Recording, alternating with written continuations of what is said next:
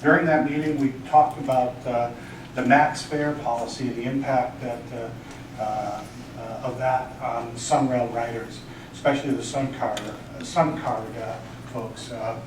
The tap we experienced several members, public comments came through about the tap-on, tap-off portals not working and causing the max fare policy to take effect on their cards, SunRail cards, which when that occurs, you can't, the system won't let you tap on or tap off. So we had discussions with regard to that and requested that SunRail relook at their policy for hot listing some car owners. Myself was hot listed 4 times in the last couple of months. I have van pool folks that were also hot listed several times. So we're all experiencing that new policy. And James, can you go into a little detail so everyone understands when you say hot listed? Okay, so when the way SunRail started in, I believe in October, a new policy called max fare for, and they were registering tap on and tap off service for SunCard. So when you come onto the train, you tap before you get on the train. Tap on at the tap on and off portals at the station, and then when you get off the train, you tap off, and based on that county distance, you would be charged a fare. If they didn't register a tap on or tap off, the system would assume that you went all the way down to the farthest distance the train rides, and would charge you that max fare. And when that happens, they charge you. In my case, it was I think $2.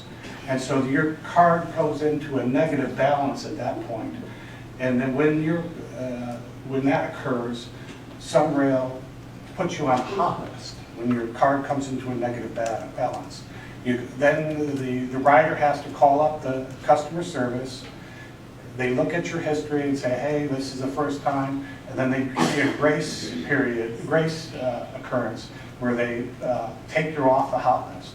But if it happens again, then SunRail has to do an investigation. Your name goes to the finance group. They do an investigation on whether the portal is working or not, that you've been tapping on and tapping off, and it takes days to get you off that hot list. It's happened to me 4 times, and I know the process by which they do it.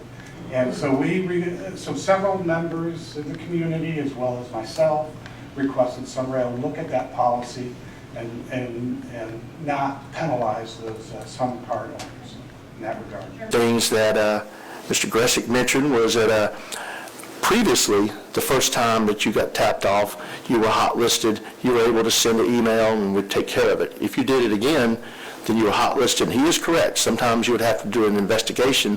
We've looked into that, and what we're going to do is you're going to have to tap off and not, or registered.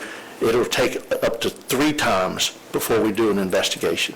You know, the fare box collection system is trying. Conduit, like Tony said, is introducing some new updates, some software updates soon that may or may not help. We'll have to see. But I think that in order to relieve our true people that are using the cards and using the digital state, we want to reward them by not causing them extra work.